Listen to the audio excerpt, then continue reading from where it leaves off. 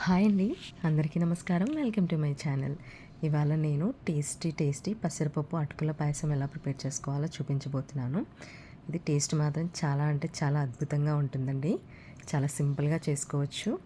ముందుగా ఇలా స్టవ్ పై కడాయి పెట్టుకొని 2 టేబుల్ స్పూన్ల నెయ్యి వేసుకోవాలి.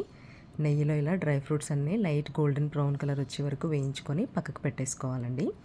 ఇప్పుడు ఇదే ప్యాన్లోకి 1/2 కప్పు పెసరపప్పు వేసుకొని గోల్డెన్ బ్రౌన్ కలర్ వచ్చే వరకు వేయించుకోవాలి. ఇక్కడ నేను 1/2 కప్పు పెసరపప్పు అలాగే 1/2 కప్పు అటుకులు తీసుకుంటున్నాను. 2 కలిపి 1 కప్ అండి. ఇలా పెసరపప్పుని ఒక బౌల్లోకి తీసేసుకొని ఇప్పుడు ఇదే కడాయిలోకి 1/2 కప్పు అటుకులు కూడా వేసుకొని లైట్ గోల్డెన్ బ్రౌన్ కలర్ వచ్చే వరకు వేయించుకోవాలి.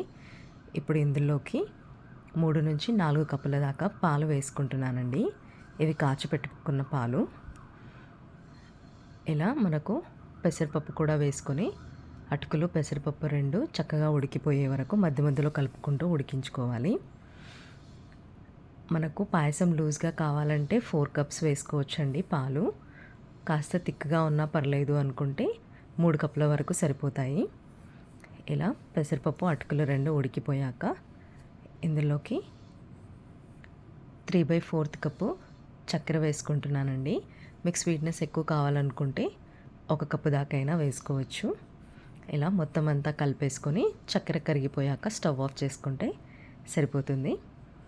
టేస్ట్ అయితే చాలా బాగుంటుందండి. మీరు కూడా ట్రై చేసి ఎలా వచ్చిందో కామెంట్ చేయండి. నచ్చితే లైక్ చేయండి, షేర్ చేయండి, అలాగే ఛానల్ని సబ్స్క్రైబ్ చేయండి.